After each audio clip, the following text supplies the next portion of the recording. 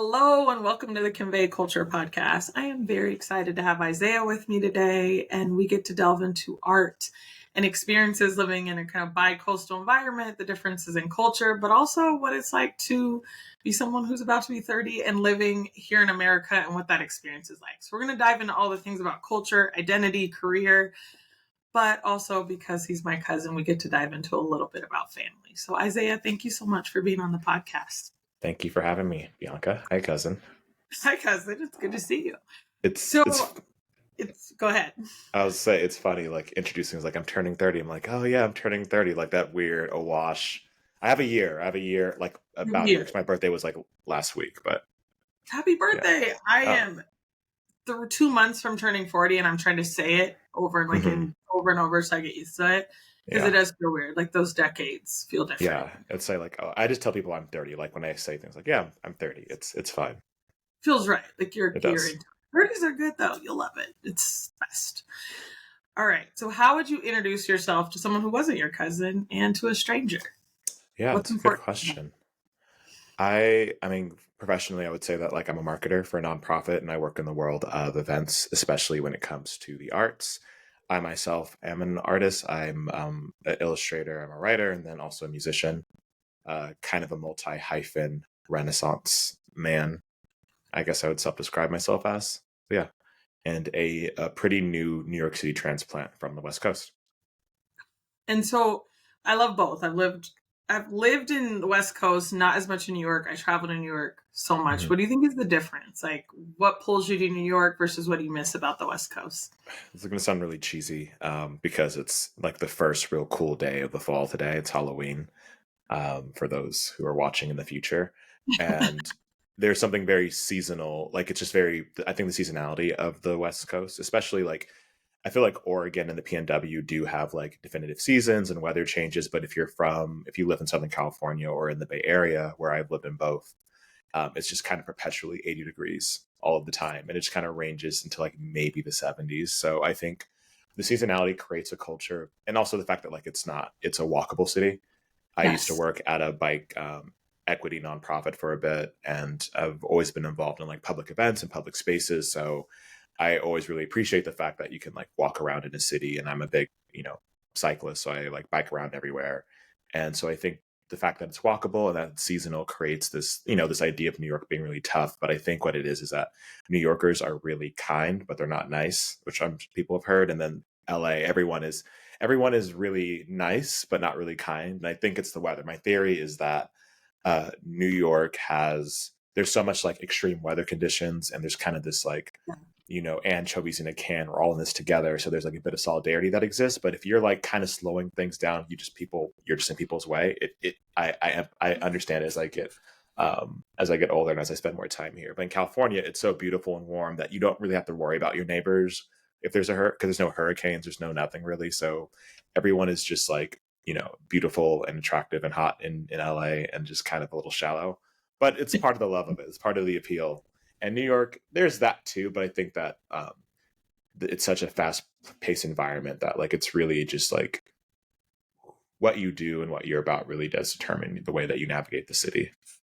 Great. I also feel like New York has better people watching. LA, it's like not everyone, I shouldn't say this is a blanket statement, but there's a standard of beauty that people are trying to achieve in LA. Right. Where I feel like New York, the uniqueness of fashion and beauty and style, and I see the best streetwear in New York. Every time I'm in New York, I feel like I want to shop, whereas LA, I feel a pressure to keep up. It's like a different energy, I feel like, in both markets. I feel like being in LA, you want to like, your thought is like, I should go to the gym. Like like your first thought is like, I should be going to the gym. I was talking to a friend about dating in New York, and how in New York, everybody's hot. And like what we meant by that is that everyone, like, I think hotness is less about like conventional attractiveness, but you have this kind of like, what your niche is, kind of what you're about, and you dress and you style yourself to kind of circumvent your personality. And in LA, because of weather and because of like the seasons, you're able to like layer and do a lot of style. I think I've always been a fairly like, not to toot my own horn, like a stylish person, but I feel like I've upped my game. I'm more aware of fashion. I have like friends who like work in like music and fashion in different places. And so you just become a bit more like aware of the world around it. But yeah, definitely like I think people are like quote unquote hotter in New York, and people in like LA are just like beautiful because it's just an industry. It's Beautiful. everyone. It's the Hollywood, and then off Hollywood people. Everyone wants to be a model or Yeah, the echo a, of Hollywood you a see for store. movie changes. So, how does your art come into play? Like, do you feel more inspired on the West Coast? Has that changed your art? And then tell me more about your art and your music. Yeah, I mean, I would say that I've always been, even since I was a kid, I used to draw and tell stories and write. And I think I always oscillate between, having music phases and then having illustration phases. Lately, it's been like very music focused. And I definitely think that being in New York, because I go out a lot and there's like so many great things happening, like in the house, like in the house music scene and like the club scene. My music is typically like instrumental, a lot of like hip hop inspired beat making. I was really inspired by people like Jay Dilla, Yeah.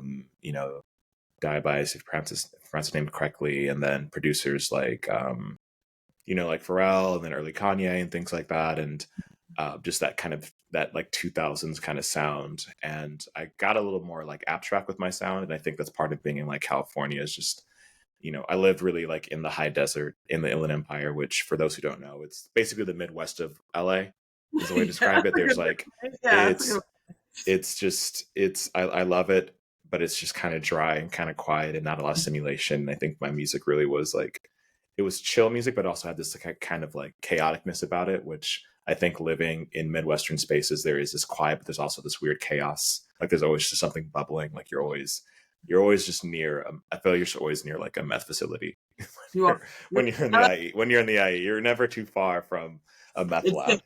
yeah. It's just bubbling, or like you'll drive around, and it's just diverse, but there's also just like weird, you know. Anyways, so moving to New York City, where I was a place that was much more fast paced and much more a little chaotic in a different kind of way. My music became much more, I think, like accessible. I think that I was actually at a writing workshop yesterday at MoMA, and we were doing these writing prompts, and the person who's hosting it mentioned that like the way that I write is like really concise, and I think that's something that like I'm really trying to practice in my writing and my music is like trying to make more concise, accessible work. So like trying to make a song under 2 minutes, which is a trend now. People making Right. shorter music, shorter songs. But yeah, my music, my artist name is Civic Flora, which is it's basically like it's kind of a reference to the Tupac poem "A Rose in the Concrete," also a reference to our late grandmother Flora, Yes. and so that's where I got the name from it. And it really was kind of like an exploration of like, even though there isn't words in the music, oftentimes I think sampling is a great way to pay homage to just different influences and this like long history of Black artistry and music. And I think that's why sampling, um, I think that's why hip hop and why that aspect of Black music is so popular, is because sampling allows you to kind of carry and honor these like musical sounds and tap into these grooves and these like tones and these like textures that our parents listen to, and that it kind of creates this continuation, because art really is just kind of a I saw this thing and it said that like if art, like physical paintings and things, decorate space, then music decorates time. And I think that's Yes. like the way I describe like the beat making and sampling is like you're kind of creating this time connection. And I think that was one of the reasons why I picked our grandmother's name, was just like for that same reason of like you decorate with time. I think even continue on the theme of our grandmother, it's amazing to me the multifaceted, like how many different ways that you're strong in art. And I don't necessarily think that's common among humans. Like typically you have a lane where you're strong in, but to see your illustration, your writing, your music, to see this multifaceted. And my husband, we've been married 20 years almost. So he always talks about when he's around the McNairs, and this is not a discredit to your dad, who I also feel like is very artistic, but in this extension of McNairs, he talks about when you're around them, there's just like this bursting creative energy. You can feel it coming off of all of them. And he said, but there's also this agony from the time period that, right? There's this agony, like it's an agony because you're still Black Americans who've been raised with consumerism and, this idea that you have to get a job and you have to, like, they've grew up in a generation where they couldn't, I think it's different. Like they couldn't just go to Juilliard. So you watch aunt making candles, and Gabe's in music, and my dad, I think, would be a completely different person if he grew up in a different time and space. Right. But you have this different layer where you're in a different generation to kind of explore your art. So do you feel that same agony or pull? Like, I just want to be fully in this art. And then there's that balance of I have to have a job. Like, you've been able to do a really cool overlap of the two. But do you feel that agony ever? Yeah, I think about it sometimes. I think honestly, the agony is just not growing up like, middle class or upper middle class. I think it's just like I think it's an agony that like a lot of Black people and just like people in America, I think, deal with, is that we are so groomed by our media, and we all watch the same TV shows where, you think you're supposed to live like in a really nice, like, 2-story, 7-bedroom house with like, your two and a half siblings and your parents who are married and things. And like, you have that idea of and you have all these interests in like these arts and all these spaces, and you find yourself consistently and constantly having to kind of prove yourself to be in those spaces. But I think something about being Black is that, and not being of that world, is that there is an imposter syndrome and a bit of insecurity there. But I feel like you're so out of that space that you're able to like be like, oh, I don't have to just do one thing. Right. You're like, I think that like kids and young Black and brown kids, they're like so aware of how things are wrong, how things are messed up. And I think because of that, it creates this knack for just like always trying to shift and create your own world. And I think that, I think honestly, I was definitely part of that group where, my parents were like, you could do anything, but I think there was this like, you're going to go to college. And I don't think that either of them really, my mom like ended up going to like kind of a online, like I think University of Phoenix kind of thing, but neither my parent, like, my dad didn't finish high school. Like I don't think either, even though we come from an educated family, if you look at like the arcs of all of our family members, none of them really did I went to a university for 4 years and then I graduated, like, art school dropouts, and went here for a little bit and changed around. And I think part of that is just that like life happens, and there is this, I think our family, the agony is that we understand and recognize the importance of financial literacy and trying to build something for ourselves. But we also understand that like in an ideal world, in this kind, in like a different, utopia where rent isn't, half of your paycheck, you would probably paint some more or like, travel some more. And I think that the agony is recognizing and being aware of it. It's like that. I think I forgot, maybe it was James Baldwin. Someone said like to be Black and conscious is to be, enraged all the time. So I think that's the agony. And I think it's something that like, definitely something that like has existed in our family, like before, from generations of people that we've never met. Hearing what I knew about like our nani, our grandma, I think that's definitely like she had that like awareness and instilled that in the kids, and then that kind of got carried over in different ways. But yeah, it's interesting seeing everyone. Do you feel like you have that agony? Like, because I feel like you're not part of that generation either. Like we're closer in the generation. We're closer. I feel like so my sister and I, she definitely like leaned fully into art and massage. She's a massage therapist. And so she leaned so fully into that. And I feel like in my mind, I'm closer to the generation above because I felt like it wasn't an option, right? There's so many different artistic ways I would have wanted to go. I look back on it and I'm thinking, if I had courage in different areas, would I make different decisions? But I do feel like the economic situation, like I'm one of 6, I was the oldest. I took that very traditional journey of get a sports scholarship, do 4 years of school, then go immediately into corporate and get a job. And I think I felt pressured in my own sense to do it because I think the fear of poverty felt so near, right? Like the fear of not having felt so real. Growing up as a kid who was on like food stamps at portion, like it felt that I didn't want to have that life. So to me, it was like, how do I prevent my children from experiencing that life? How do I open doors for them to be creative? How do I do that? It was my immediate like next step. And I think I've only, as I've approached my 40s, started to allow myself to think about, what do you want to do? Like what sets you on fire? What makes you happy? What drives you from a creative? That even is from an outward expression of fashion, So I think I held on to a little of that, but I was heavily influenced by them. Like my Aunt Joyce was a second mother to me. And so watching her be artistic, but then fully want to lean into, being a realtor and doing the investment, I saw the two lives you could choose, right? The two paths. And so I felt influenced by it.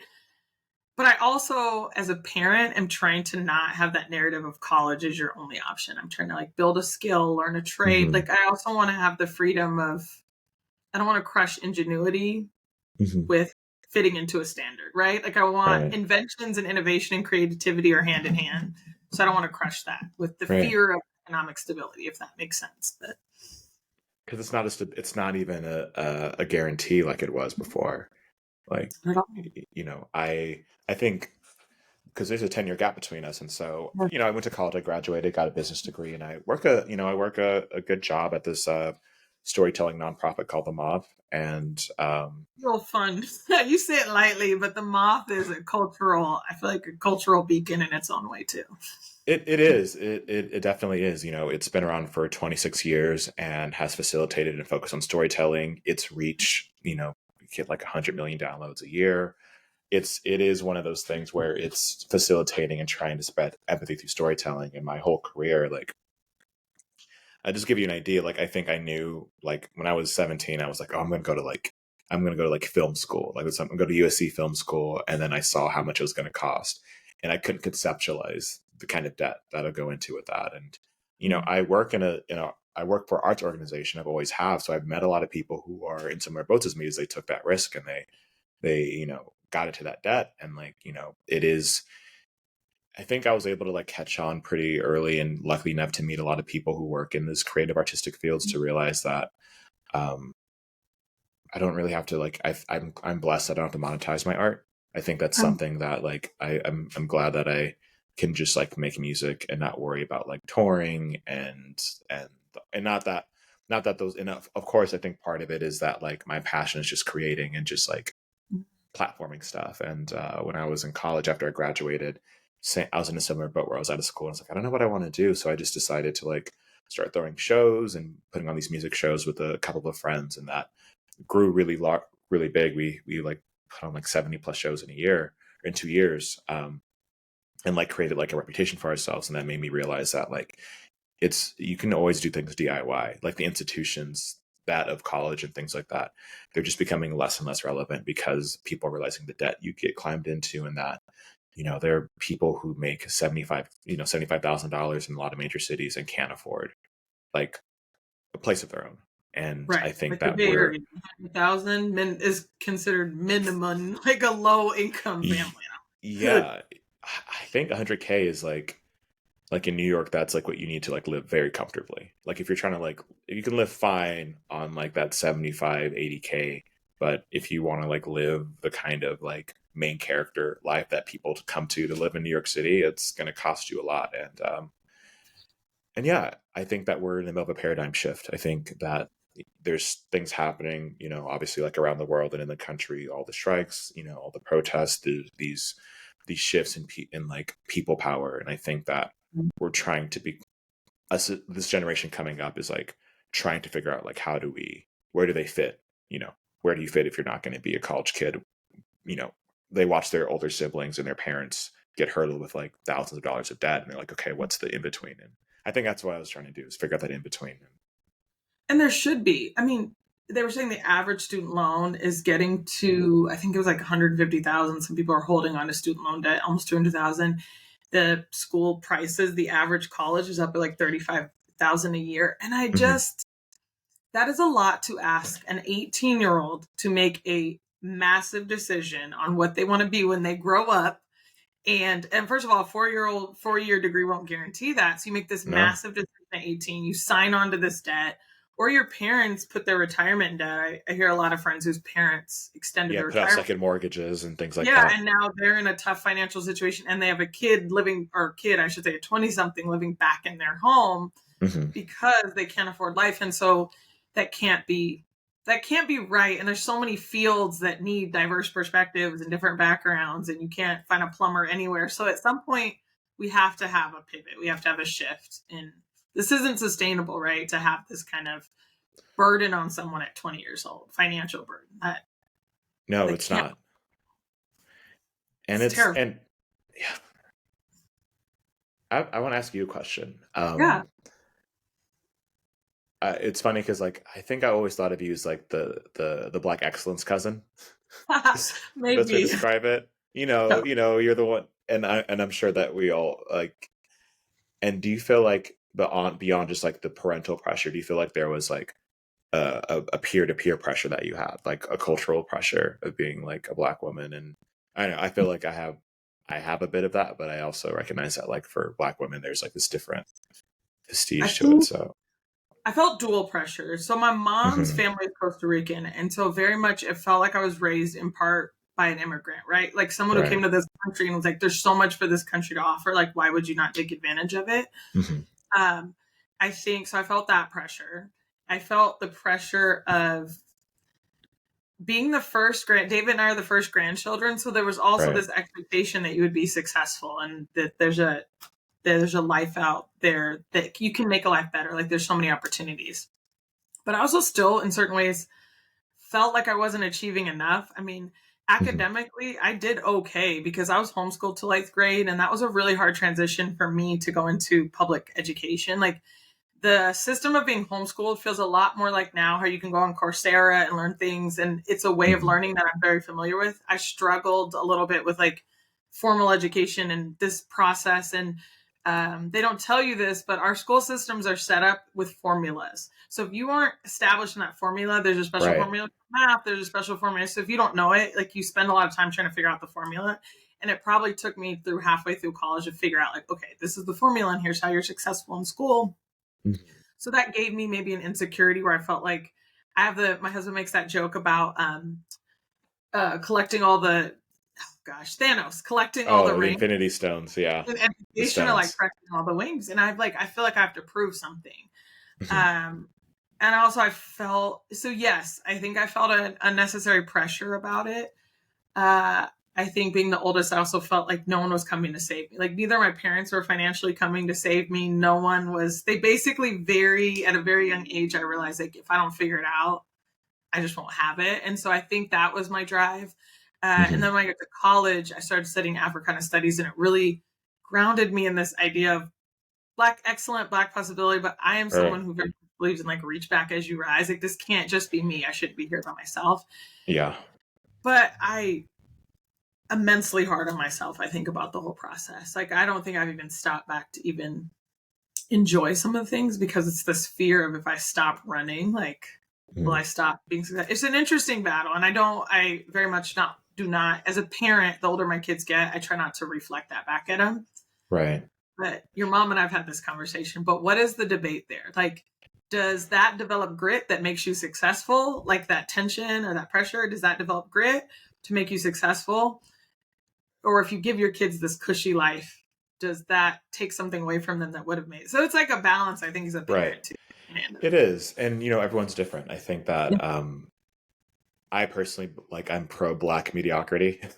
I think it's good to just be regular. I think it's good just to be regular. I had I had a professor who would talk about the talented tenth, which I think is a very dangerous idea. it This is. idea that like it creates like a messiah complex. It also creates like an internalized anti-blackness to like think that you have to like move forward in a certain kind of way and do all of these things. And I would yeah, I've talked to my mom about this as well, and I do think that like trying to move forward, like you're always trying to move forward, but you're always like you're aware of like the history and the generations that have come before you and sacrificed. But then at a certain point, you realize that you're always going to be a little insecure about like where you're at in life, and kind of the point of living is being aware of those insecurities, accepting them, and trying to facilitate the next generation. That may not even mean you have kids and do that. It could be being a mentor, being whatever else. And I think that that's the tricky thing. I think it's the fear of failure and the fear that like this all will collapse under you. And Right. but I'm starting to realize now that has like you do have to work hard and do have to hustle and keep and like kind of move forward. But I try to do my best to like I think the big thing I've been trying, like I was in therapy for a couple of years, and one of the things that I would focus on and talk about is like learning how to just be like a bit softer and more gentler with yourself. Right. And yeah, and like learning how to like relax, because I'm someone who works hard and plays hard. Like I go out a lot. New York is a tricky city where I feel like you have to slow down. Like you have to like be aware and like take a second, take it all in. And just like you, it's this fear of like, if I slow down, then like I'm gonna miss out on everything. And all of a sudden, Yeah. and I think I'm sure because we're in similar boats, like hitting a new decade, you're like, I'm going to turn Something. around, then I'll be 50, then I'll be 60, and then all these things are going to happen. I'm going to miss out on them. And I'm sure part of that is like you talk to your parents and you hear their insecurities and they're just being a bit more, they get more open as they get older about like what they Do. regret and they want to, what they do and not do. And you're like, shit, man, like I don't. No, I don't And want to be you, part of it. yeah, yeah. I do think though, like Black mediocrity in its own way is your ancestors' wildest dreams, right? Like everyone thinks Right, Black excellent is your wildest dreams, but the ability to just exist, to go to a store, to walk in a mall, to go shopping with your kids, to go on vacation, isn't in its own way like your ancestors' wildest dreams. So I have to remind myself of that right, sometimes. Like I have to remind myself of things that feel natural to me, like I'm going to sign up online and take a certificate because I suddenly have this interest in a topic, is my ancestors' wildest dreams. Like my right, dad at my same age didn't have the ability to do that. So I have to remind myself that in every moment I have a moment where I'm experiencing an ancestor's wildest dream. But also it's not my right. job to refill that tank, right? It's not my job to make that happen. Yeah. It's not your job to like, and I think that's the other thing. It's similar to, it's different, but similar to like the immigrant struggle of like, you don't Yes. have to satisfy these dreams of these people. Like I think the truest form of love is like letting people kind of do what they do and let them make their mistakes and figure it out. So I think part of it is like being aware and acknowledging like the history and the struggles and the uphill battles that are still happening.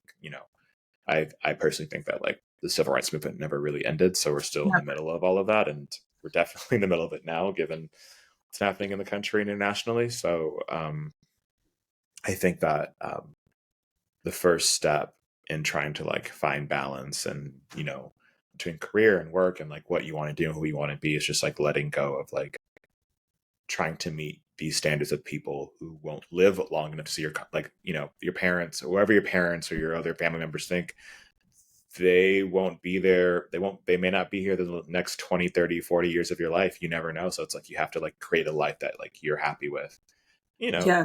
create a life that they can be part of and that, they can see in some way, but that doesn't have to be like their dreams because their dreams are based off of like, they don't have that context, they didn't Yeah. like, there's this whole thing. You need to go to college, like tell people who may not have gone through the college track telling you what you should do in college. It's like, you've Um, never had like a professor's question whether or not you should be in this space, and oh, you've never had like weird, it's a different world, and so you have to kind of remind yourself that you you're the do. first person doing this, you're the trailblazer, and so it's your world. And I think we take away some of our own equity in this world by saying that as Black people, we have a different standard we have to hold to. Yes, okay, society's made it, we're the challenge, but like you still get to exist and try and experiment and do all those things. And I Yeah, think there's some rigidity in whether that's religious based or whatever, that there's some rigidity to, I think, experimenting and exploring. And I'm like, it's okay to allow for that space. Like you don't, right. I think we can be so rigid. But I do like that you touched on therapy. And I have this thing that if you are a Black person who exists in America, there's a chance you probably need therapy. You're just You experiencing so definitely need much. therapy. You definitely need therapy. So I Yeah. see sometimes and I'm like, go get healed, because the healed Mhm. experience of your life will be a lot different. And I waited to different stages in my life, but I always said like therapy I improved so many aspects about my career, how I handle things as a mother, as a friend, and I'm like, go to therapy. Like people ask me, I'm like, go to therapy and then tell other people to go to therapy. I think Yeah. it has a big difference. And you brought up Black women, but as raising Black men at the moment, I'm like, oh my gosh, go to therapy. I can only do so much as a mother. You're going to need therapy for how you have to make adjustments to yourself in this world. So how's that been for you as a Black male existing in the world? How much are you aware of that, and how much have you allowed yourself to like relax on the constant awareness? It's I think part of it is, and I think it's something that like younger Black men are dealing with as a generation, is that we kind of are navigating a quote unquote post-racial society. I don't think we think of that as much in 2020 after what Right. happened like with the protests. I think Overton window is shifted. But I think there is this kind of hope and want to not have to be so connected. Like Yes. I'm proud and happy to be Black, but I think that's like there is kind of a baggage that exists there, and I think we try to find ways to navigate it and be proud of your Blackness and happy about it, but not try to navigate the world around that. But you have to, and I think that's what therapy taught me. Is like you have to, like, look, this is the first thing people see about you, and it's the thing that you're most aware of. And in the same way that, like I said earlier, you have fantasies about, the kind of lifestyle in the world that you're promised. Oftentimes that same media will then show you the local news, and someone who looks like you has done this and done that. And they, you get villainized and criminalized and, dehumanized in such insidious ways. And I think that's like the one part is being Black, but then being a man in America and being part of like the racial hierarchy, but the sex, the patriarchy itself is the fact that like there's such an insidious, like I saw, like, the patriarchy is very explicitly violent to how it treats women. Like it's very aware, very clear how women get impacted by the patriarchy. For men, it's much more insidious about, not being able to process your feelings and not really having community, like in the same way that like a lot of femme and women do when it comes to, No, keep going. I can folks. hear it from my phone. Yeah. Being able to, learning how to navigate your emotions, learning how to be gentle with yourself. I think that's the biggest one for me is gentleness, and then like self-love. I think it's hard for Black people in general. I think it's because of the traumas that we all face. We're you and I are like what, a generation or two separated from like very traumatic like historical events that happened in Black terrorism on our communities and our families. And I think that stuff carries in a lot of different cyclical ways of abuse and trauma and neglect, like just the things that you and I think this is something that like most people in the world navigate. But I think with being Black, there is kind of this like the thing that you love and you take pride in about yourself is the thing that the world wants to destroy you for, and it's stupid because it's like literally skin color. Like it's the most it's literally just skin, but it's also culture. It's also the fact that like the progressive movement towards change and towards liberation usually starts with Black women and Black and brown people as like kind of the first trailblazers for these movements. And so there is there are political, social, and economic reasons why it's interesting having an identity which is wrapped around like economics in such a unique way. And so I think that the therapy is like, I think part of like being it's why you need to, I think that's why it's good to go to therapy, get whoever you can, whatever background. But I think when I started going to a Black therapist, it was much easier to have that language and have that understanding, because I think that without the socio-political understandings of the world around you, it's really hard to like unpack a lot of emotional stuff, and they're all interconnected. So I think my journey, and I'll return to therapy soon. I think it was just a bit of a break to like get out of it and just kind of, I think therapy does have this moment where you're like, you find yourself after a couple months going like, all right, I guess we covered most of it. Just gonna kind of talk, and you're like, all right, maybe I should. And you start realizing that therapy is not just this, because therapy, the school of psychology itself is still very much mired in this, white, like psychology in the whole world is still mired around like white elite world. And so I think that Black communities and brown communities and every culture has like their own way of healing, which includes like seeing friends. And like I'm a big proponent of going to the gym. I go work out a lot and getting in your body, and I meditate. And for Black folks, it's church, it's prayer, it's friends. It's like we all have different ways of healing. I think it's more about just letting space for your hurt to happen and your feelings to be felt, and then learning that you can sit with that at not all times, not always be up in your feelings, but like just make space for being present. And I think that's like what is the most valuable thing I've learned, is just being here. And I think that we can really get wrapped up in the world. And I think that's part of it is also just like a generational trauma thing of, like we were saying earlier, like Black folks did not have time. We didn't have time to do anything. We were worked to the bone, and that hasn't changed. Like that, it has not changed. Black folks are still struggling to stay out of homelessness and stay out of prison and stay out of these traps that are set. And it requires this kind of like keep moving forward, keep moving forward, keep moving forward. And so that instinct you have is something that's shared from your parents and their parents. And then you mentioning like being in also having that immigrant background and that whole other world of like The sociopolitical people that I may not. Yeah. So I think it is the the revolution happens within and happens at home. And I think that that's therapy is that first step, but it's not the last step either. Like therapy is just like a start of a greater journey, which includes like creating community and creating family, whether that's actually like, getting married and adopting and having children, or, finding a community. It's really about, that's to me the second next choosing step. your family and environment. I do love what your comments around wellness, because it feels like our community at times will think of wellness, the Black community, as a last resort. And I'm like, no, you deserve wellness. Like, you deserve to feel good in your body. Yeah. And I think we've made societal things, the cost of healthcare, the treatment that you get in a hospital, the idea of fitness or wellness not being inclusive. And so to me, Right. that's such a healing thing to see Black people in a space of wellness, to see Black people doing yoga. Like, those moments to me feel so good to watch, because it's like you're taking care of yourself in a very simple way, but an impactful way. And I think there's a lot of things about our society that has taken that away. So for example, Black women in hair, they said the number one reason Black women do not choose to work out or do not choose is this idea of keeping your hair straight, right? Like, oh, I don't want to sweat out my hair. And I'm thinking, oh my gosh, to take for the white gaze essentially about your hair. And it Right. could not be the white gaze. It could just be how you want to wear it. You're willing to sacrifice your health, like Mhm. thinking about those things. But to them, this in the generation you grew in, hair meant your job. Hair meant how you could function. It still does in a lot of places. Yeah. So Yeah. that idea that you have to take wellness and health away from yourself to function in a society, to me, is so sad. Like, that to me is one of the most immensely sad things that has been done to Black culture, is taking away some established wellness or customs that we came to this country with. And so Right.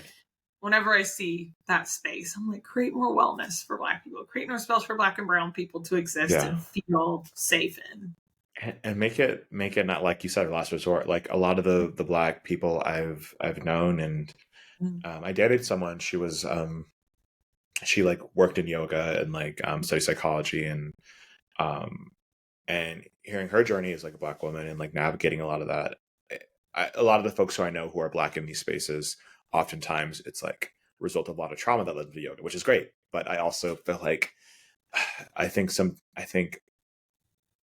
I'm really excited for this new generation, because wellness is treated as something that is just part of your life and not a last result. I think that, I'm at the young end of millennials, but I think that like the earlier millennial generation, there was this idea, like when therapy became a thing, it was like, it's something you do in like the moment of crisis. So like Tony Soprano having panic attacks and passing out. Right. That's when you start going to therapy. But it's like, it can be as simple as like, the first time you feel a little nervous, you're like, maybe I should go talk to somebody. And I've been blessed enough to like have a lot of friends and community and meet a lot of people who really took mental health seriously. And I think that's honestly the reason why like I was able to be lucky enough to have the career that I have. Like, work sucks. I don't dream of labor. Yeah.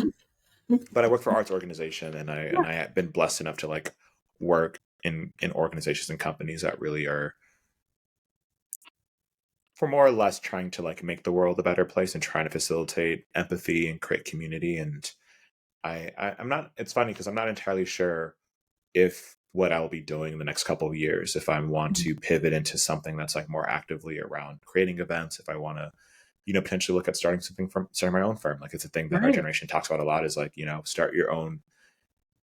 about starting your own business your skills are really valuable. And I do consulting as well. And I've learned that like, oh, I can like, there's a world for this. Like it's weird. I think the weirdest thing about getting older is there's a certain point that I'm hitting where I'm like, oh, like I have like, I'm a professional. Like, Stuff. I know Things. stuff. Like I know things that other people don't, and they're willing to pay you money to find Yeah. out. And and I have this like entrepreneurial background of like running different organizations and creative background. So I think it's really about like, what I think I enjoy most about therapy is that the biggest exercise is being gentle and being more aware of yourself. And that doesn't always have to be like the painful well, this happened when I was a kid, and this connects to the Drama great, TV. you know, well, Bell Hooks said this, and I think, but Yeah. I think there's also this, facilitating love and community, and I think the most important thing that like there's one there's like one issue in the world I would really try to like address, it'd be like housing. But I think if there's like one method of trying to change the world, it really is just simple communication. I think that, you know, finding a Makes an way impact. to make concise, accessible language. I think being a marketer, you learn the importance of like cut things down to what needs to be said, like get rid of the fluff. And I think that the way to get to their communities, storytelling, things like that, like all the ways, is like you just have to learn how to like cut through it and like really learn how to write, not to impress and not communicate to impress people, but to be understood and be heard by the most amount of people. And it's just something that I think the world's trying to figure out with social media. We're trying to figure out like what is our shared language, like what is our shared way of demonstrating empathy, and how do we explain, these really complicated ideas of, anti-capitalism or feminism or anti-fascism. Like how do you explain that to like 12-year-olds online who are Well, still, yeah. yeah, And who are getting a diet of like memes and like 2-second videos. Like it's it's an art. It is an art. Whenever people say that they in social media, they're like, I'm like, oh, it's an art. Like it it's is an a art. It's to be able to do it well, to be culturally relevant, to be on the Mhm. pulse of a moment is an art form. I don't Yeah. think people get enough credit for that art. It's active genius. Like there are some meme pages that I follow where like the jokes are just so like, to make a concise joke using a couple images and like making me laugh. And like the fact that it's similar to sampling, like, memes come from the word mimetic, right? It's like about this, Mhm. the idea of memes is like the shared language. Like we've been doing memes since hieroglyphics. Like that's what it is. And so I think I think within the memes, there is a way to like maybe save the world, maybe Yeah, save each make a more other. right? Yeah. I think the world's getting smaller. It's getting smaller and realizing how big it is. Yes. Yeah. And I think, You can touch a world now. It used to be like you were segmented to a certain thing, but now your words that can go across the globe.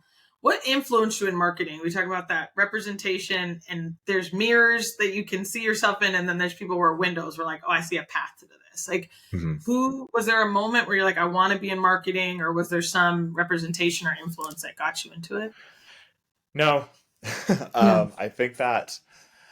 I think what got me into marketing was it really was just I think it was more of like a pragmatic thing. I think Yeah. I think the person that valid this, he's not a good person.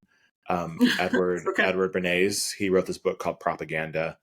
Yeah. Um, and if those who aren't familiar listening, he was like very important when it came to the overthrow of the Guatemalan government, like the CIA staged a coup in Guatemala. I think it was for the United Fruit Company, also known as Chiquita. Yeah. And he wrote this book basically discussing propaganda and how it can be used for good. I don't think propaganda can be used for good necessarily, but I learned that through him. I was like, oh, like through art and writing and through there's like these things that I only thought saw as art. There's a way to make art to communicate ideas, and obviously, um, marketing is an extension of economics, which is like an extension of business. And so, I I was like, I want to learn. I want to like find a combination between business and art, Yes. and because I was like, I knew a lot of friends who were like, and I also did a lot studying sociology. I I went abroad to Cuba for econ study, and I think that really radicalized me. But it made me realize, like, oh, like there is this way of um, of being in institutions and creating a language that possesses power. And I think that's something that a lot of artists just. I knew I'll always be an artist. I knew I'll always be creative. I would take the time to like work on my craft and to create stuff. But I was like, I'm going to use these like 8 hours a day in the workday or this X amount of time in school to learn these skills that I don't have to work an institution to utilize. Right.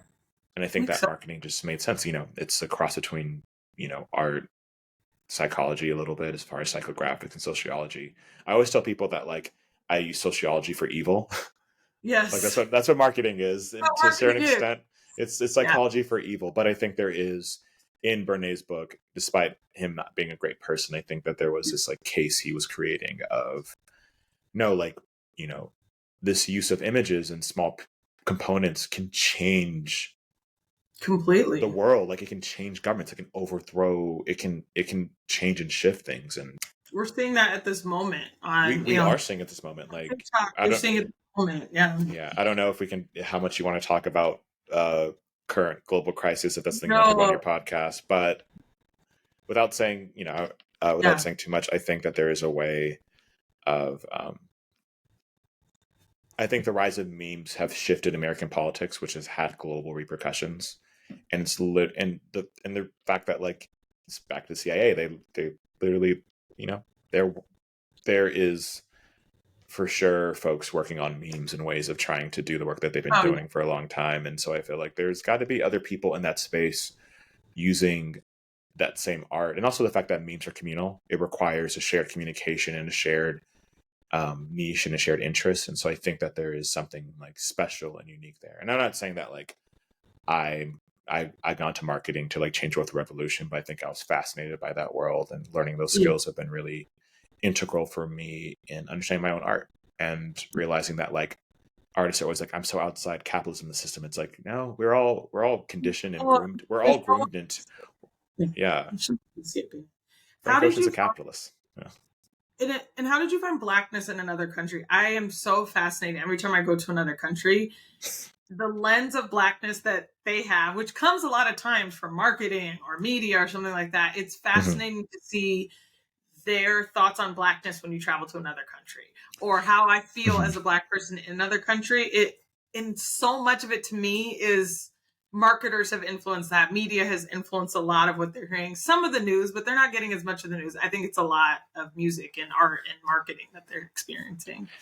It's funny you say that because, the place that I saw where I got connected to blackness the most significant and impactful way was in Cuba, which isn't Yeah. as connected to the rest of the world, and but also is a very black country. Some people don't Yes. realize that, like, the reason why, like, I can talk about this all day, but like the reason why the revolution happened the way that it did was because there was this this idea that, like, Castro, before he became fully communist, was more of like a Marxist Leninist. There was this idea that like economic equality, in theory, can also create racial equality. So there was this black forward idea, which is why, and Cuba's flawed and yada yada yada, condemn violence, but a majority of the people who left and fled the country were like white, wealthy people, and so it's one of the reasons why, um, there's so much like right wing republicanism in some parts of the Cuban community that come to America, and they saw some of the horrors and some of the crimes that happened firsthand. So I don't want to downplay that, Yeah. but my experience there was like this like very radical expression of blackness. Like there's more celebration of Malcolm X and Sojourner Truth and all these like the Black Panthers, like much more than there are in America. Like I went to this museum that like in Cuba where they had a celebration of this woman who helped revolt several slaves, and they had a statue of her, and like with two slaves with machetes that they went around different sugar plantations and just like murked all the plantation owners What did just you on some wild, just like, Why would it just be like, no, you we wouldn't agree. coming down the door like that would not, you would not see that in Georgia. You would not see like a giant statue of a, so, but as far as marketing, but I still talk to young people, and they like, Yeah. they know who Kendrick is, and they know who like I know Beyonce who. was, and they're part of the culture. And so I think my engagement with blackness outside of the country is actually oftentimes people kind of give you this level of respect. Yeah. Like I've definitely dealt with like colorism and racism, and I feel like it's the colorism is uniquely different. Um, Very but different. I felt like the circles I ran around and the people that I would just come across were friendlier and kind of more aware of like being black in America means. Probably in some ways more so, definitely ways more so than like white Americans, but like Right. their perspective is one that me as a black person would think would exist outside of America. And I I've think heard so. other like I've heard a lot of black people and black men who've like been in the military, who've traveled and had similar experiences where they like engage with people and they have this kind of like reverence for like Black folks. And My I would husband feels imagine, was that?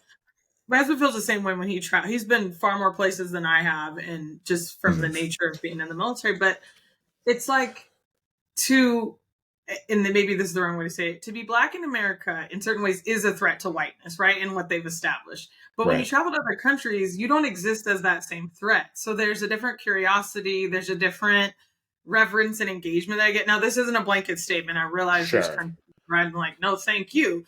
But I have found that different. Like when we would go to Yeah. Japan, it would be this curiosity and this interest Right. and we would talk to you. And they'd have a lot of stereotypes that they For had heard, sure. Just, and you're like yeah. unraveling them, but they didn't hold on to their stereotypes as truth. They hold on to it like, I heard this thing. And so you're able to have a conversation where it feels like in a little more in America, they hold the stereotypes as truth. Like as marketers, I will sit in meetings and hear a stereotype and I'm like, what? Where did you get that from? Like we'll be having a healthcare client and they're like, oh, well, there's a larger percentage of single Black moms. And I'm like, wait, dial that back. Where are you getting this stat? Let's look at what Right. that means. Also, you know, even talk about how they talk about Black fathers. I'm like, is this accurate? Black fathers are actually, when, even if they're not in the home, can be some of the most engaged parents. So they do a lot of studies. So I'm like, often find myself having to fight with data to argue those points in America. Whereas it feels like when I'm in those experiences overseas, it's not the same tenacity to disprove a stereotype. It's really Right. fascinating. Well, because that's differences. important to white identity.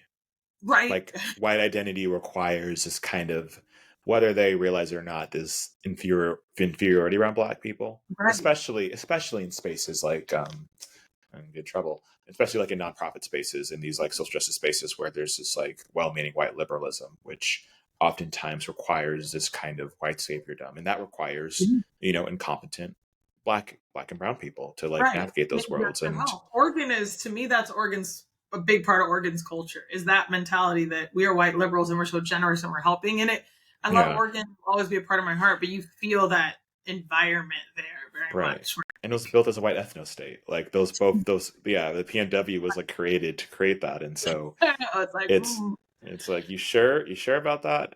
you sure you feel that way? And like the spaces are, it's different. I will say, living in different states in the US, I also feel like there's such different relationships to race in each state, or my experience with it. Like everyone was like, oh, if you move to Oklahoma, it's gonna, we've had no racial issues here in Oklahoma as far as we've been explained. In Oregon, it was, we couldn't go a week without some sort of conversation or dynamic, and it usually wasn't a typical, like you wouldn't, what they think of as someone who's racist, it was typically like a white liberal telling me about myself so aggressively, and I'm like, no. So the dynamic state to state is also very different in America too. And it's part of the media thing, right? Is like this idea that like white liberals are the good non-racist. Like I have so many friends who come from different countries and like, oh, I'm going to the South, I better be careful. And it's like, yeah, for sure, be careful, but like it's not what you think, because like often than not, the Southern white people are going to be around Black people in their day to day and share in kind of same class commonalities than a white. Like, I mean, New York is so diverse. It's also one of the most segregated school systems in the country.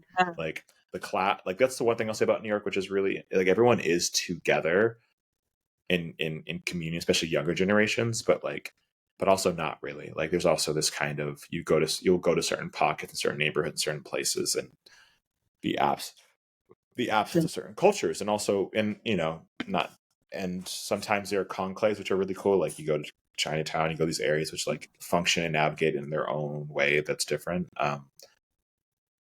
There's classism. There it is.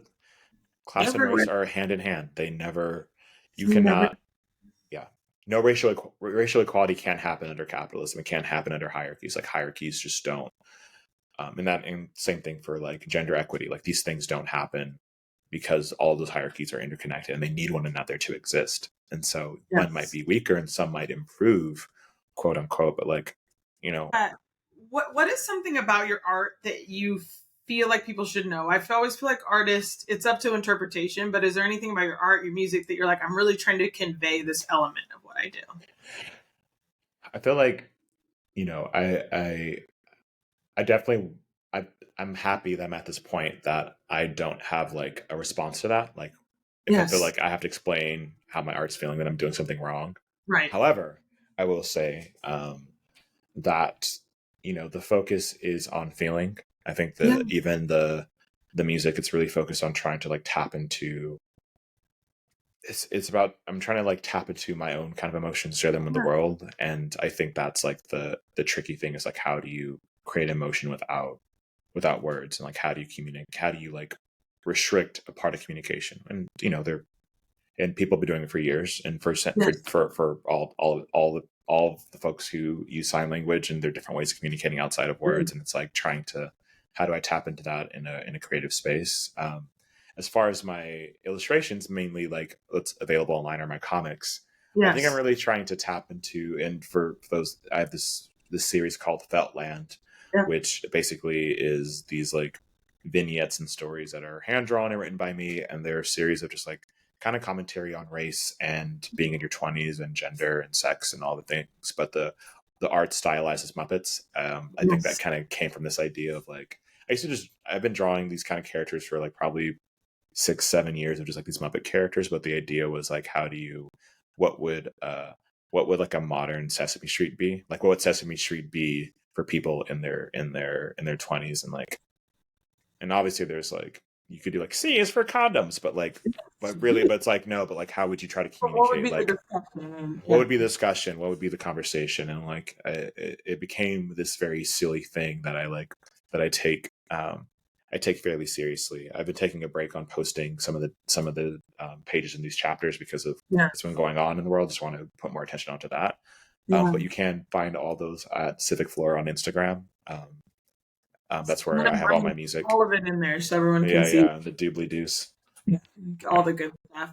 I'm excited. I feel like there's a freedom when you're like, I don't need to explain it because it's the feelings I'm expressing out there, they're receiving it and people are understanding it. And so I that's a beautiful thing about art. Like I love when you go to an art exhibit and you don't even need the little placard next to it because you are sitting there having just this emotional experience with this art. And yes, you want to look up the artist and say connected, but you don't feel like you know them through that experience that you're having. So that's if I could be someone who spent all day in art galleries and culture, I think that's the hardest part about living where I live. I feel limited to that. Okay, we have in Japan. I know in Japan, that is like I think that's the biggest thing is that art exposure, letting my kids have that art exposure. We talk about the decisions you make in life and Black excellence. And I always think like, what would I have done if I didn't feel that pressure? Like who would I be? Who would I experience? And what would I have done differently even within marketing without that pressure? So you're leaving me with a question now. I'm going to simmer in my head for a little longer. But Good. All right. Rapid fire. If you could work with any brand, who would it be? Oof, good question. I had one because I lost it. Now they put me on the spot. I'll just think of it right now. It would be cool because it's not really a brand. I guess it is. I was just there yesterday, so like MoMA would be really cool. Yes. Like working like a museum is a brand. I think working in an art institution would be really, really great. Maybe MoMA PS1, which is it is a museum in Queens, which is like built within like an old school. That's why it's the PS1. And I think it'd be really cool just to like do a collaboration branding with like a museum and do like some type of like either like a partnerships marketing role where I'd find myself trying to find different like MoMA works with Uniqlo, the clothing company, and they do collabs. Uniqlo is also a good brand I would work with, but I would feel like an institution, like an art institution would be really great because it would be about the accessibility. It'd be about like, how do you get people who normally don't go to museums? Like, how do we bring them in? What kind of art do they want to see? How can we have people see themselves? New York, Brooklyn especially has a lot of great hip hop celebration because of the 50th year anniversary. Library, I keep wanting to go up there and I haven't had a chance. So when I'm in November, we're gonna go. So. Yeah, the BPL. It's really cool, and so that would probably be my pick. Love it. Okay. Yeah. One celebrity you'd want to collaborate with, and when you want to go to lunch, get advice from. Remember that whole like 50K or dinner with Jay-Z? Oh God, I cannot imagine saying no to money. I would not say no to money. I'm like you can listen to a podcast and get as much as you can get from JC. Like $500,000. Yeah. What's your advice, JC? Drop an album in '97. Like, what's he gonna? Like, I know. Marry Beyonce. Take money with me, like marry Beyonce. Yeah. He's a genius too. Let's take the other part is like he's just insanely gifted. Um, there are a lot of people that are like buzzing in my head. I think Yeah. a clear, fun choice would be Donald Glover. Would be someone I Yeah. want to collaborate with.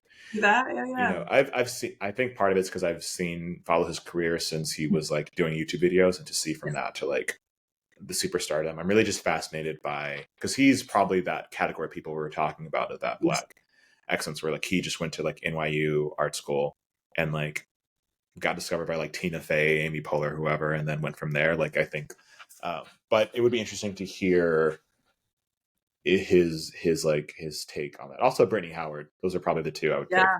Yeah, Those are two she's good ones. yeah she's a true rock star, and Yeah. it wouldn't be anything. It would just be like I would just want to hang out with them and just figure out like what's your creative process like how do you make something.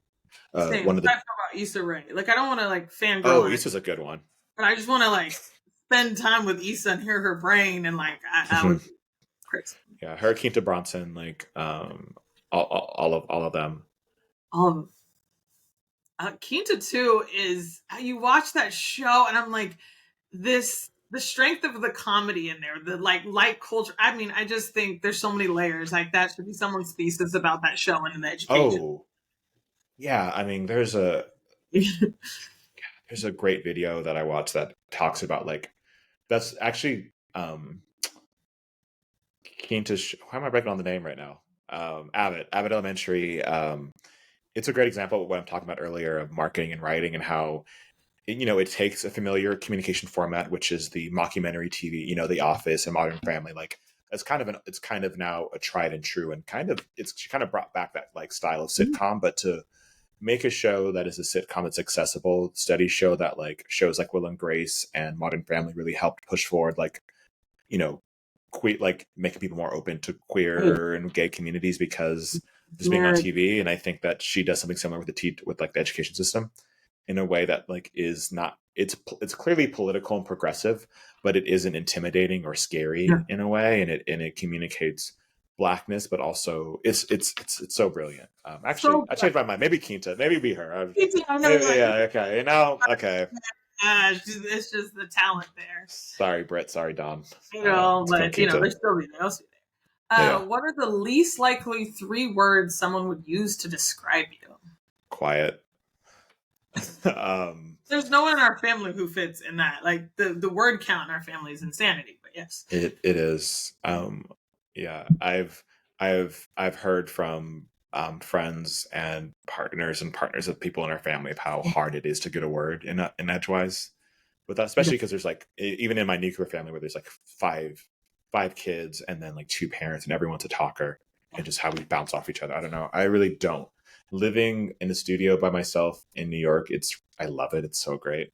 But it's weird going back home being like, how did we manage this for like 18 years? Like, how did we all just... I've never really lived alone. I've never experienced it. So I'm like, I've just never had this. I've had a little tiny window of like 2 months of living alone, but it wasn't so 10 yeah. out of 10.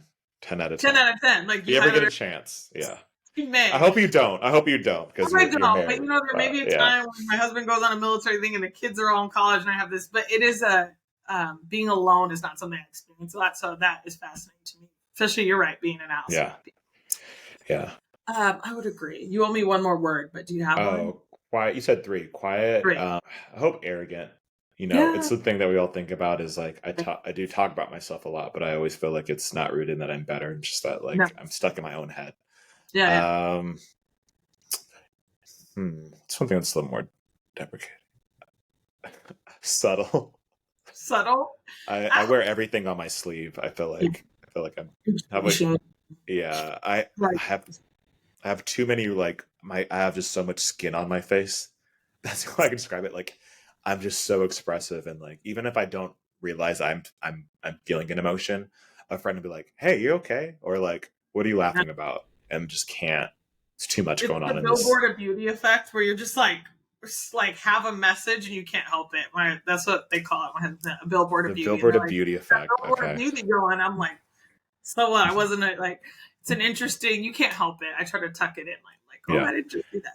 Has someone asked you this question back? Oh wait, sorry. Rapid fire. We got rapid fire. No one ever asked me this back. Quiet would definitely be one of them. I'm a talker. Oh, patient. Oh, no one would ever describe me as patient. That is Really, not. even as a parent?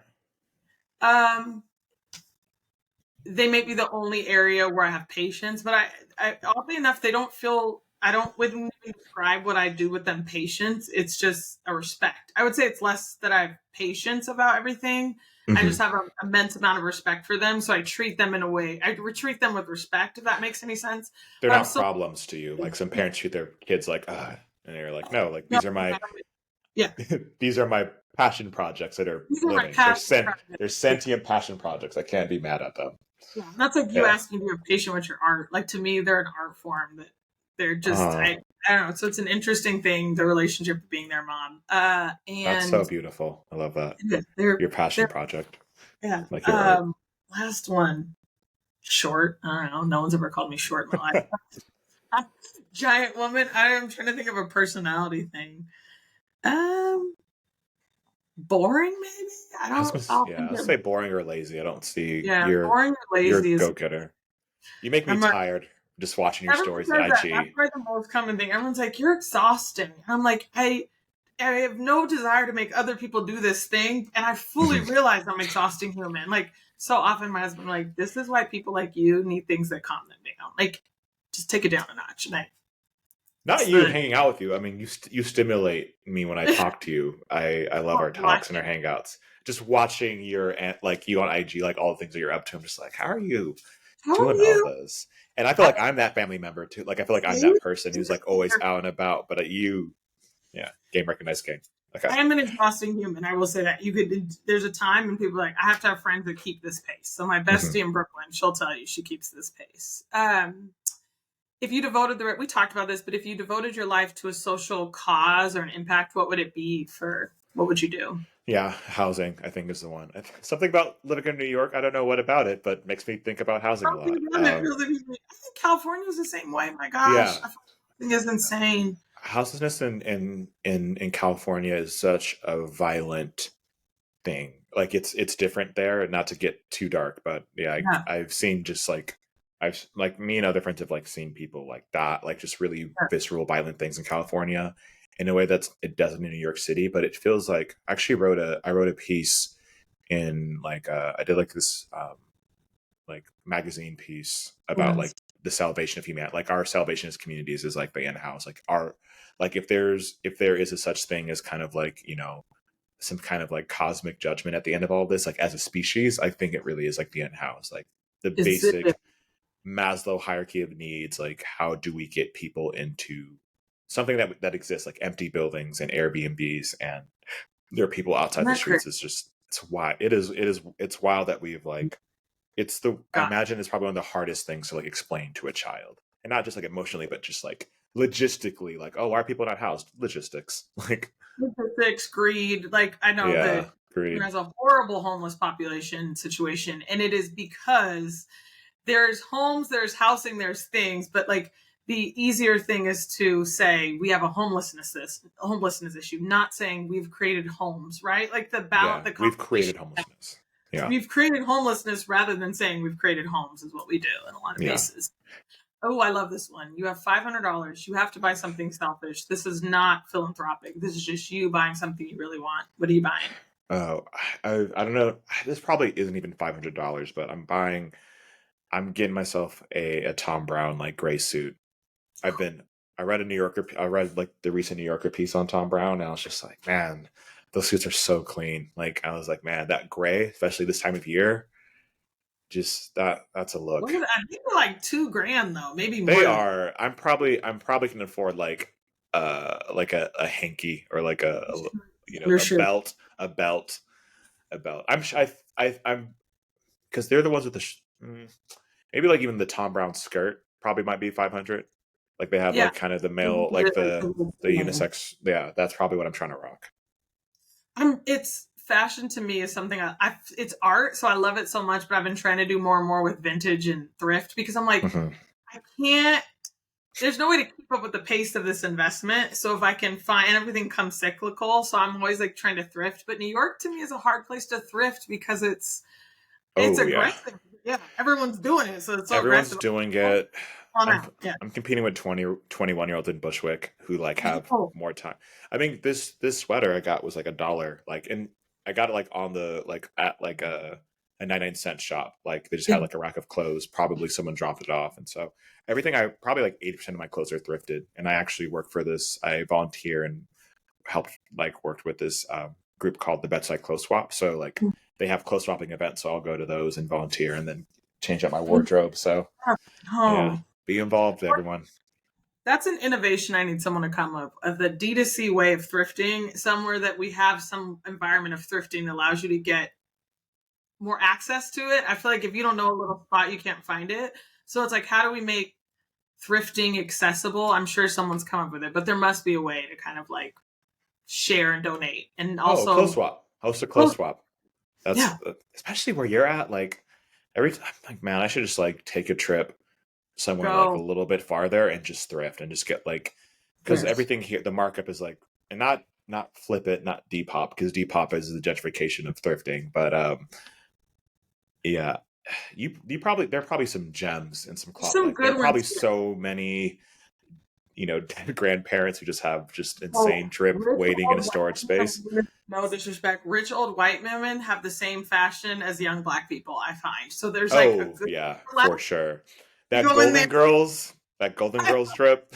Oh my gosh, it's so fun. Like you go into some Uh, of these old shops in Oklahoma, and I'm like, yes to this and yes to this because it's like there's a very big fashion, bright colors, and like it's really funny to see the and fashion. designer, they got the Chanel, they got they got all the Oh, rich looks. oil people out here too. The rich oil people, so they bought things and just got rid of it. We went to a estate sale and I got this purse. And I'm like, hurry up and grab the purse and run out and pay for this before someone knows it's valuable. Like it was just Yeah, really yeah. fun. Yeah. Okay. All right. Would your 12-year-old self think you're cool? You think I'm really cool, honestly. Yeah. 12-year-old self, I didn't need much to be impressed. It's like you've dated girls. It's like, yeah. You What? have your own apartment. You You have your don't own live with apartment? No, he doesn't your care about that. He's just like never mind. Yeah, It's like I think getting. I think living on my own. I think being in New York was something that like always thought was like a cool idea. It was never like it's a dream to live in New York, but it is cool.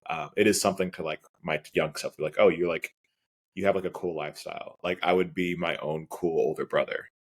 Yes, I but I think, also yeah. think you are just cool, and I know you don't give yourself maybe that credit, but even at 12, you had a cool energy. You knew yourself. I feel like it's Thanks. fascinating to watch everyone grow up because you definitely had your own vibe, had your own thing. You actually, oddly enough, remind me a lot of Gabe and Nathan in different periods of their lives because I'm older, so I remember Gabe and Nathan at very different Hmm. periods, and you remind me of them in certain ways. Well, Gani, like you'd always call me Yeah. both of them. Like, for all the time we spent together, he'd be like, Gabriel, Nathan, Isaiah. Like that's just what he It's would do. very So much there's a shared energy between the three of you. Definitely, you can feel it, and they're all yeah, artists, so maybe that makes sense. But there's definitely yeah. a shared. A little bit of their music, a little bit of the art, Oh, and I the little love pieces. Nathan's art. Like His he paintings are did. brilliant. Oh my gosh, insane! I told him, don't give me one because I'm gonna buy one when I'm finally stationary in a house that I don't have to keep moving from because military. Hmm. I'm like, I want to treasure a piece. His art is beautiful. Yeah, he makes good stuff. Well, this has been incredible. We must do an It in has. person when I can get my act together and be in New York and not be working nonstop. It's so good to see you. I So, love so good to see you too. hearing your journey and your story. And guess what? I think you're super cool. If that I think matters. you're very cool. You've always been Uh, the cousin I looked up to. No, no, yeah. let me be real. Like Okay. yeah, I always like looked up to you in like a very just like, and I called you the Black Excellence cousin. That was like a very much a compliment of just kind of like, wow, like this is like, you've created this like life for yourself. And I know that like, there's probably a lot of, blood, sweat, and tears that came with it. But I see you, and I'm very happy for the life you create for yourself. I'm glad that it's also just like it's inward and outwardly beautiful. It seems Uh, like, and I think often it's rare to see someone whose life they feel they're present in it. And so I hope you're feeling present in your life. Thank you. It's a journey. Every day is a journey, but Yeah, thank you. That definitely means a lot because I would never want to feel mismatched as a person. But also, I did want to be the cousin that felt like you could look up to or have possibilities. So in no way yeah, was the dream Black excellent, but more Black possibility, I think. And I love so that. I'm happy to see each and every journey and teachers and all the journeys that everyone has taken. I'm proud of everyone. And we're here in a live, which is like It's a big one. Like it's a good Yeah. chunk of the battle. It's half the battle. It's half the battle. I tell David all the time, watching him as a father is one of the sweetest things for me, because just seeing that generation in that battle, it's pretty special, all that. So Yeah. Where can people find you? All the information, I'm still going to post it, but go ahead and give me a last, like where the good places to find you. Civic Flora, streaming on all platforms, Spotify, YouTube, Amazon, Apple Music, all the places. Bandcamp, I have an exclusive EP that's on there, but you can check out some of my singles I've been putting out this year. And then just Instagram for any of the comics or writings I do. And you can always just message me and DM me. Don't follow me on LinkedIn. Love all those things. Okay, I'll make sure to cue all those up and have them ready to go. And we are going to go out to your music. So thank you so much for being here. It's been an honor to have you as a guest. We made it happen. Likewise. Make decisions and live by them. I think we are all capable of tremendous beauty once we decide we are beautiful, or of giving a lot of love once we understand love is possible, and of making the world over in that image if we choose to. I really like to think a Black, beautiful, loving world is possible. I really do.